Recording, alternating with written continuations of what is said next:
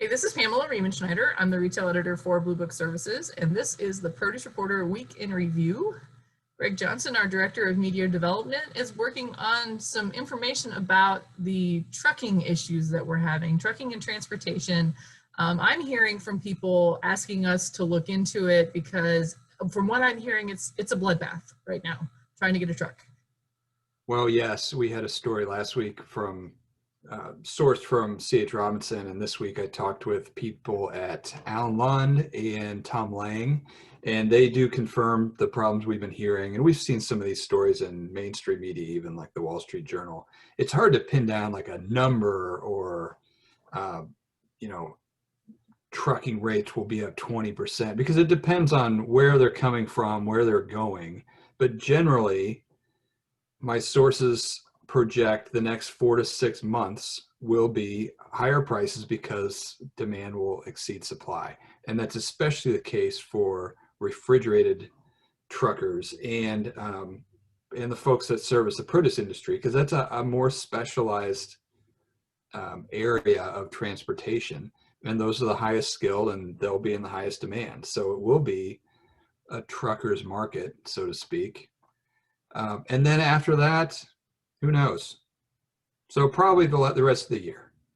Yeah, I'm probably everything that I've heard from people looking for trucks on the demand side of it is that it is a total, truckers market, like you said, and that it is going to definitely raise the price of a lot of things. We're getting into a situation that I can recall we've been in, some of this before, where the cost of the freight is going to be more than the cost of the goods. In some cases, depending on the commodity in it, and it may really affect supplies and what gets where. It reminds me, though, of a lot of growth that we're seeing in some areas, in especially vertical farms. If you recall, in the last week, we've had 2 different stories of 2 different vertical farms, specifically in the Southeast. And the Southeast is one of the areas that is having the biggest truck crunch right now. So going forward, we're going to see the market innovate and find a way to get away from these super long hauls from California all the way to the East Coast by growing differently to reduce that mileage in trucks. So we're already... Well, almost no one is against locals, so that's definitely a good thing. But part of the reason why this is happening too is the growth in online retail. And it's not so much food retail, but since everyone's working from home and everyone's looking out the windows a little more, there are delivery trucks going by all day long. And where did those people come from? Well, a lot of those people, not a lot, some, they used to drive long haul trucks, and to get the same pay and be able to go sleep in your own bed at night, that's a nice little perk. So, the trucks that serve our industry are competing with that too. Yeah, there's an incredibly competitive marketplace. I mean, we were just sitting here right before we got started, and the FedEx guy just showed up with a Mother's Day special Envy apple for me. See? That was gorgeous, isn't it? And that's just a kind of a sign of the times, is that everyone's ordering more online, everyone's receiving more packages at their home, just to feel that connection, to even just in business wise, you're feeling these connections, when you're missing out on the in-person stuff, they want to keep you top of mind. And it's totally normal nowadays to get 2 or 3 or 4 deliveries a day, and those drivers have to come from somewhere. So they could be crunching away from long haul drivers. That's a really good point that I hadn't thought of. Yeah, well, you're lucky yours right there was delivering some apples. Yeah, see? Well, speaking of apples were one of the commodities that was listed in the new USDA produce box. We had so many questions, and now we have some answers. How did you get these answers, and what are they telling us? I feel like it's more questions. Well, some of the answers are really helpful, and really we're starting to hear some stuff out of the USDA that's very unexpected.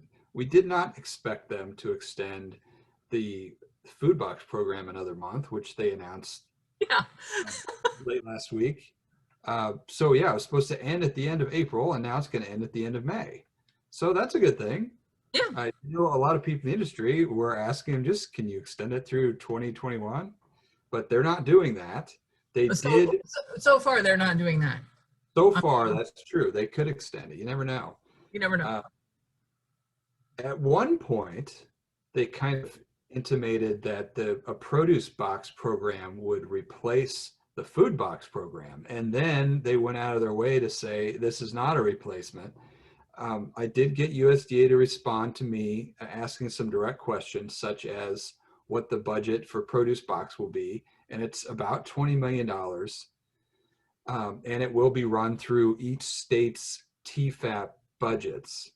And this is what United Fresh was warning about when they sent that critical letter, that some states didn't prepare for this. And some, like they said, someone in a food bank told them Missouri and Kansas don't have any budget for that. So we actually have the chart in the story that shows state by state, 41 states are participating in the program, and neither Kansas nor Missouri is in there.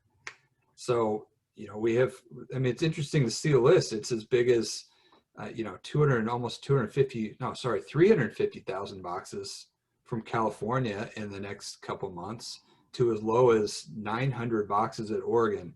900 boxes of 900, 10 pounds of produce, 9,000 pounds of produce over the course of 3 months. Like, why even bother? What does that even cost? Yeah, I mean, the freight wouldn't be worth it. I'm just saying. 9,000, what, $10 a box? So 90,000. It's not even, they're not even investing six figures at the government level to feed people through this program. I mean, that's not a serious investment whatsoever. No. And on top of this, another thing that's a huge problem is, according to TFAP's site, they have a list of food that's available in their programs. It all must be domestic. And in the produce area, they list like maybe 50 items, and most of it is dried and canned and frozen. There's only 5 commodities that are fresh that are available for the program, and that's apples, pears, sweet potatoes, and oranges. That's not very much, and the program starts in June. Like, that's their off season for all these items. Right. Somebody's going to have to update the TFAP approved list, because this is worthless. Because where are you going to find domestic oranges in June to fulfill these numbers that they need? And the qualifications are no more than 3 pounds of root vegetables, i.e. potatoes, yams, carrots, onions. Well, I mean, that's the only thing that's on there.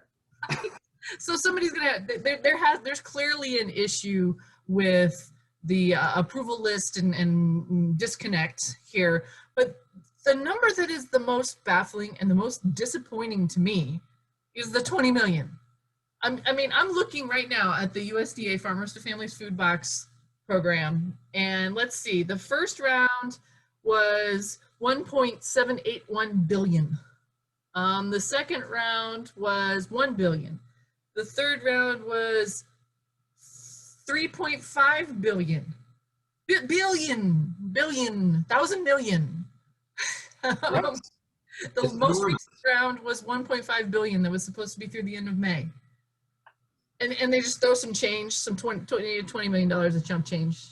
Yeah, I mean, they're saying there's 1.3 million boxes in this program for basically the summer months. If we compare it to last year during the food box program, they reimbursed and shipped 66 million boxes. 66 versus 1.3.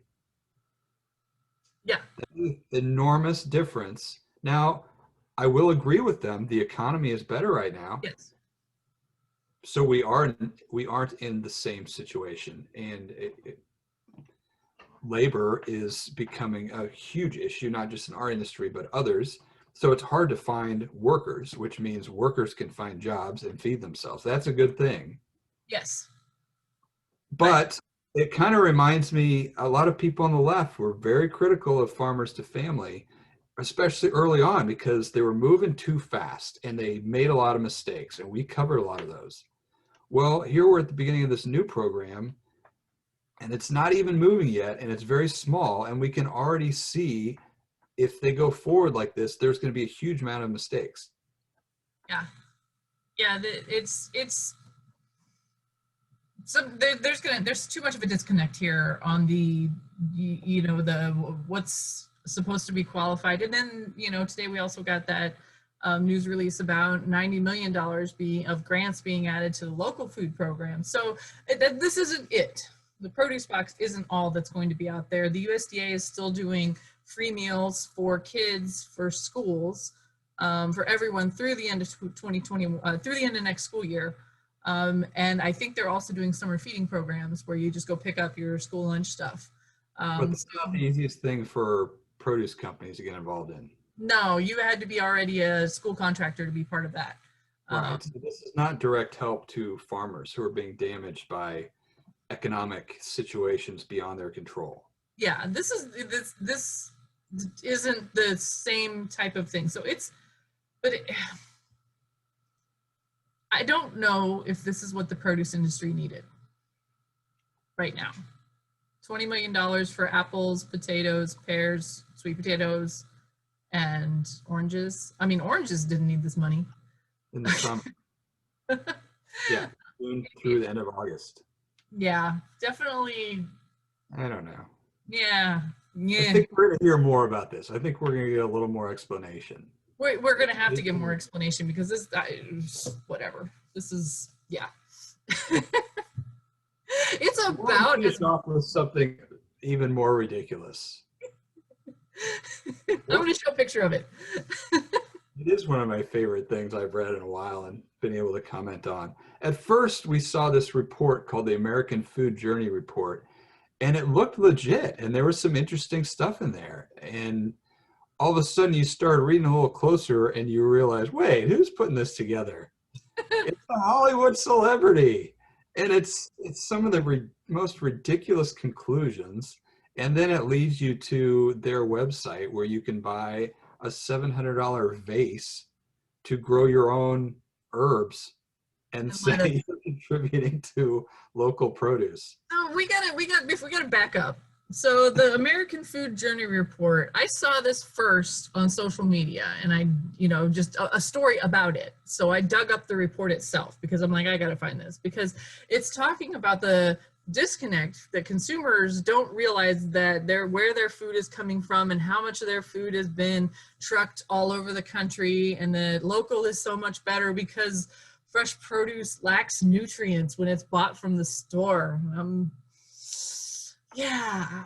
I mean, there are some studies that show that there's a nutrient difference in produce from today to 50 years ago. But this survey doesn't really get into that. More, it shames people for not eating local when half the country can't eat local in the winter because the ground's frozen. There's no local. Yeah, unless it's coming from like farms or they're making a boogeyman out of people who don't like local. Nobody doesn't like local. Everyone likes local. I don't go to the store and go, I don't want that local. It's like they have this enemy that doesn't exist. I mean, every independent grocery store does local deals with their farmers, and that's what makes them awesome as a local guy. And then it's so good that the big old Walmart next door, they need to compete and have their own local. So why are farmers markets disappearing? Well, first of all, they're not really disappearing. Second of all, they are a little bit because that produce is going to grocery stores, which is much better for those farmers. It's more professional. They can grow more. They get paid more. They get paid more. They don't have to send out an army of people to man all these stalls at farmers markets where they're not really going to sell the volume that they need to make it profitable. Farmers have to make money too, and a farmers market is not where they're making it. In general, I'm sure that I will get haters tell me that farmers make more money at farmers markets, but if you're going to sustain a commercial business, generally sending out pickup trucks manned by your sister-in-law and somebody else that you've hired to go hawk your kale on a street corner on a card table under a tent is generally not the business model that is the most profitable. And the farmers market haters are going to come get me because I don't buy my kale at the farmers market. I buy it actually already washed and chopped at the grocery store. Yes. And Eat a heck of a lot the of kale. best part is the vase.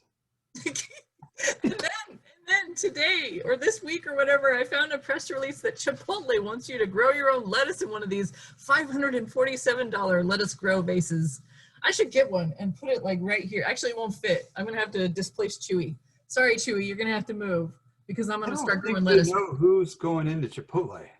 Yeah, I mean, well, apparently they have a celebrity avocado supplier, and some singer guy I've never heard of is one of their avocado suppliers. That was another silly press release from Chipotle, that a couple dozen avocados from Rockstar goes into their burritos. But you have to pay extra for avocado at Chipotle, so it doesn't surprise me. It's really good. It's the best thing at Chipotle. All right, well, that's it. Well, actually, my husband got avocado on his dream burger at MrBeast Burger this week when we went to MrBeast Burger. And I'm trying to explain to people what MrBeast Burger is. And they obviously don't have one of those at home. Because my 12-year-old and my 7-year-old binge watch videos by MrBeast all the time. And actually they're really great videos because a lot of it that he puts out is philanthropy.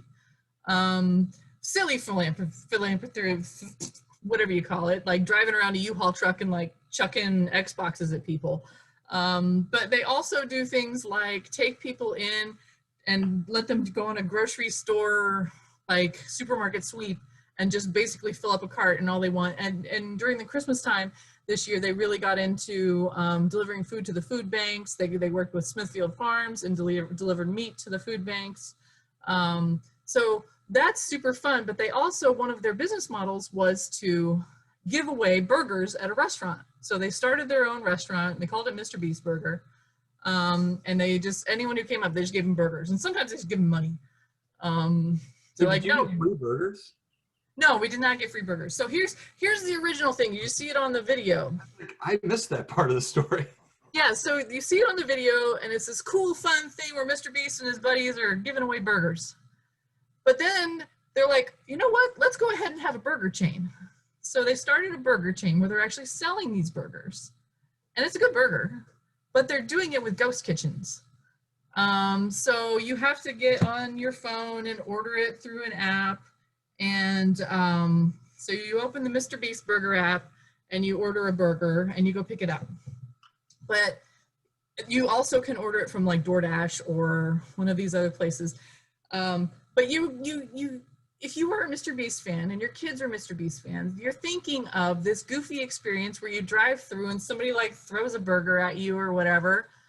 And instead, it's this sketchy, nondescript food truck in a Boost Mobile parking lot with some weird lady like running around talking to herself, and you're standing there waiting for your burger, and it's not that experience. So the ghost kitchen thing is what I was most interested in. I want to experience this ghost kitchen. And if all you want is food, then they're great. They allowed this restaurant concept, which only started in December, to open 600 locations across the US already in just a few months. And if you're actually buying real estate and if you're actually opening that rapidly, it's really hard to achieve, even for like a McDonald's to open 600 locations in 4 or 5 months.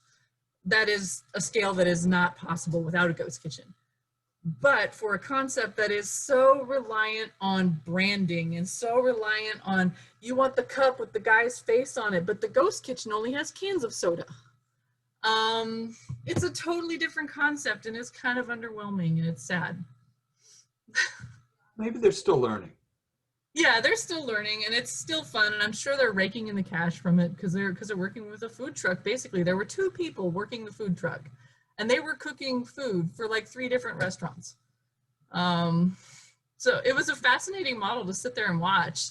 And the only way that you could tell it was a MrBeast thing was one little sticker that was like half torn off. It was like this big next to the window.